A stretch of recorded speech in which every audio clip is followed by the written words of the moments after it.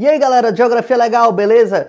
Bom, no vídeo de hoje eu vou falar sobre o movimento do magma no interior da Terra e a formação das placas tectônicas. Então fiquem de olho porque a aula já está começando.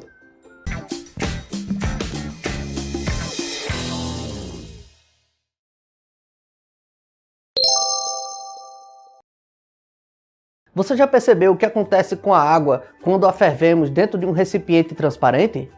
A água começa a fluir de forma ascendente, em forma de corrente, ao se aquecer. E ao se resfriar, na parte superior da vasilha, ela começa a descer. Esse é um movimento contínuo observado nos líquidos em geral, e o chamamos de correntes de convecção. Pois bem, vocês lembram que na aula passada eu falei que o centro da Terra é mais quente que a sua superfície, não é? Então, no interior da Terra ocorre o mesmo processo que eu acabei de falar com a água fervendo no interior da vasilha. O magma, ao se aproximar do centro da Terra, acaba se esquentando e com isso ascendendo até a superfície do planeta. Esse magma aquecido acaba subindo até próximo da superfície, ali na astenosfera. E ao chegar lá, como lá é mais frio, ele acaba esfriando e volta a descer em direção ao centro do planeta. E esse processo do magma aquecer no centro da Terra, ascender, esfriar na superfície e depois descer em direção novamente ao núcleo da Terra, já dura alguns bilhões de anos. Se bem me lembro, na aula passada eu falei que a superfície da Terra é a camada da Terra que esfriou nesses últimos 4,54 bilhões de anos. A ideia que deu é que ela é uma capa protetora que funciona de forma perfeita ao redor da Terra, mas na verdade não é bem assim. A crosta terrestre ou litosfera é na verdade fragmentada em pedaços, e esses pedaços chamaremos de placas tectônicas. As placas tectônicas são pedaços da litosfera que boiam na astenosfera sob a influência das correntes de convecção de magma no interior da Terra. Essas são as placas tectônicas. Como vocês podem ver, algumas delas estão se chocando, se colidindo e outras estão se afastando. As partes da litosfera onde as placas tectônicas se colidem chamaremos de limites convergentes. Já as partes da litosfera onde as placas tectônicas estão se separando, nós chamaremos de limites divergentes. Você já deve estar pensando, o choque entre diferentes placas tectônicas deve deixar algum tipo de trauma na superfície da Terra, não é? É isso mesmo. Em regiões onde ocorre o encontro de placas tectônicas, geralmente são cheias de vulcões e montanhas.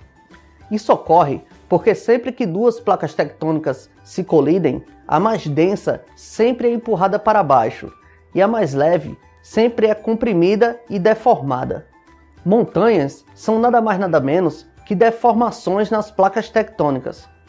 Esses locais onde as placas tectônicas mais densas afundam por baixo de outras placas mais leves, nós chamaremos de zonas de subducção. E sempre que analisamos áreas que ocorrem muitos terremotos e vulcões, nós percebemos que eles estão diretamente ligadas com áreas de encontro de placas tectônicas. Dois bons exemplos de montanhas formadas pelo encontro de placas tectônicas são as cordilheiras do Himalaia e dos Andes. Os movimentos conservativos são movimentos onde as placas tectônicas deslizam lado a lado. Apesar de não se chocarem diretamente, as bordas conservativas acabam sempre deixando cicatrizes na litosfera. O melhor exemplo disso que podemos citar é a falha de Santo André, na Califórnia. Bom, mas nem sempre as placas tectônicas estão se colidindo ou deslizando uma na outra. Muitas delas estão, na verdade, se afastando. No momento em que duas placas tectônicas se afastam, elas acabam deixando um vazio entre elas. E o magma no centro da Terra acaba se aproveitando desse vazio entre as placas tectônicas e vazando, deformando toda a superfície ao redor. Essas regiões onde o magma acaba aflorando devido à separação de placas tectônicas, nós chamaremos de rifts. O cientista que ficou famoso com a teoria da deriva continental foi Alfred Wegener. Mas na verdade, muitos outros cientistas já tinham afirmado que os continentes já tinham sido juntos em uma única massa continental. A diferença de Wegener para os outros cientistas é que ele conseguiu juntar muito mais argumentos científicos que comprovaram a sua teoria.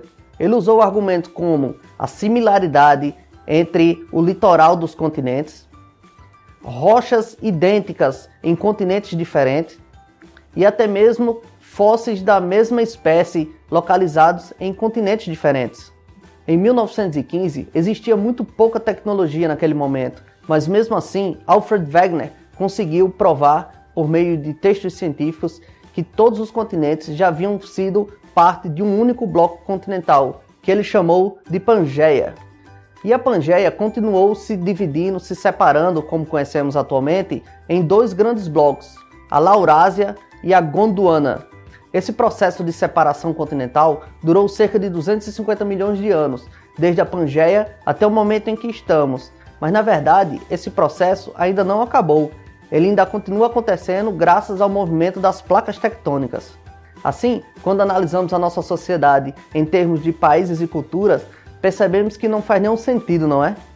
Bom, pessoal, por hoje é só. Na próxima aula eu vou falar um pouquinho sobre terremotos, vulcanismos e maremotos.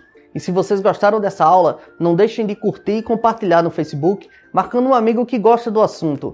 E não deixe de visitar o www.geografialegal.com.br para assistir alguma aula caso você tenha perdido. Então é isso, até a próxima, pessoal. Valeu!